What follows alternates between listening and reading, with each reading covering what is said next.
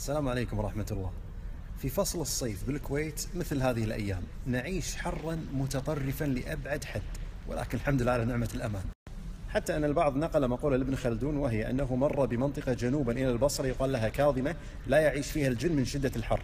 طبعا النقل غير دقيق، والنقل الدقيق حول هذا الموضوع ما ذكره رحالة هولندي مر بالكويت في عام 1680.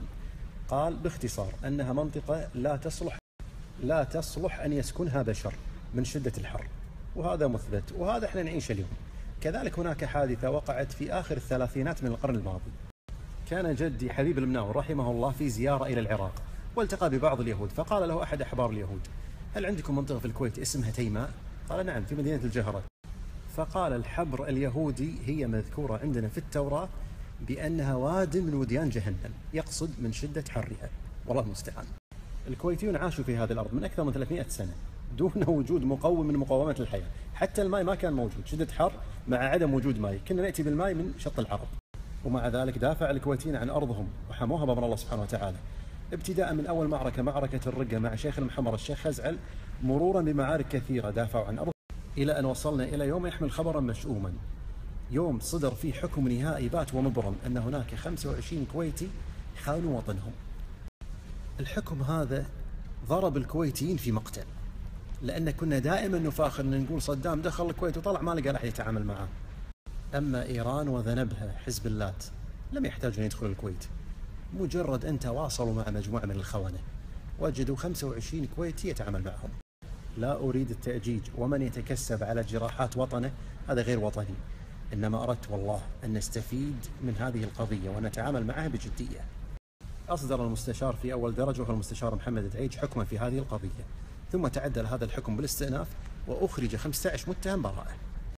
كمحامي أعرف لماذا أخرجوا براءة في الاستئناف، لسبب بسيط، أن الأستاذ محمد دعيج في أول درجة تجاوز عن مسألة التدريب وحكمهم على المسألة الأكبر، وهي الانتماء إلى جماعة محظورة إرهابية، وتجاوز عن مسألة التدريب الأقل.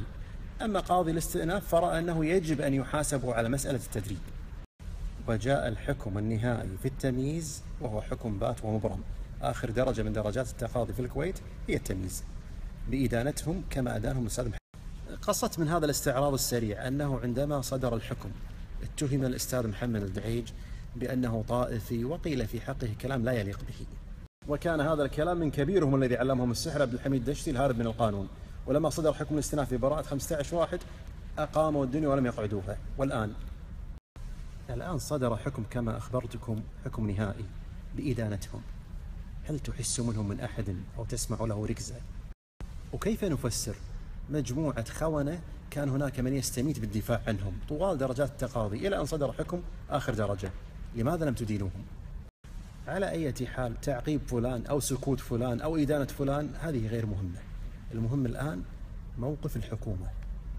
قبل أن أتكلم عن موقف الحكومة والمطلوب منها، لمن لم يعرف، الخلية هذه قعدت حوالي 17-18 سنة تجمع بالسلاح، ومجموعة منها ذهبت إلى لبنان تتدرب في معسكرات حزب الله. وحزب الله في الكويت حزب كامل وقائم بحد ذاته، له مثل هذه المجموعة، وأيضا له نشاط سياسي. في لهم نواب في البرلمان، احنا ما نقدر نقول حق الناس لا تنتخبونهم، لأن الخونة اللي مثلهم طبيعي راح ينتخبونهم، يعرفون منهجهم وفكرهم وينتخبونهم. هذا لأنه عن طريق الانتخاب، فليس للحكومة سلطان عليه. ولكن ماذا عن الأماكن والمراكز الحساسة الذي يتولاها منتسبي حزب الله في الكويت؟ قد قيل سابقا: السعيد من اتعظ بغيره، والشقي من اتعظ بنفسه. تكون الحكومة واهمة أو أي شخص آخر إذا اعتقد أن هذه الخلية هي كل ما يملكها حزب الله في الكويت. ونسأل الله العظيم أن يقينا شرورهم بما شاء، ولكن يجب على الدولة أن تتخذ موقفا صارما تجاههم، بالذات أولئك الذين ينتمون إلى حزب الله ويتولون مناصب. فلا والله لم يكن ولاؤهم يوم من الأيام إلى الكويت، ولكن لحزب اللات وإيران، وقد رأينا مشروعهم التدميري، وكما قال الحكم تقويض نظام الحكم. وأقولها بصوت عال دون وجل ولا خوف إلا من رب العالمين: السكوت عنهم وإبقائهم في مناصبهم هذه مشاركة لهم في خيانتهم، وحسبنا الله ونعم الوكيل.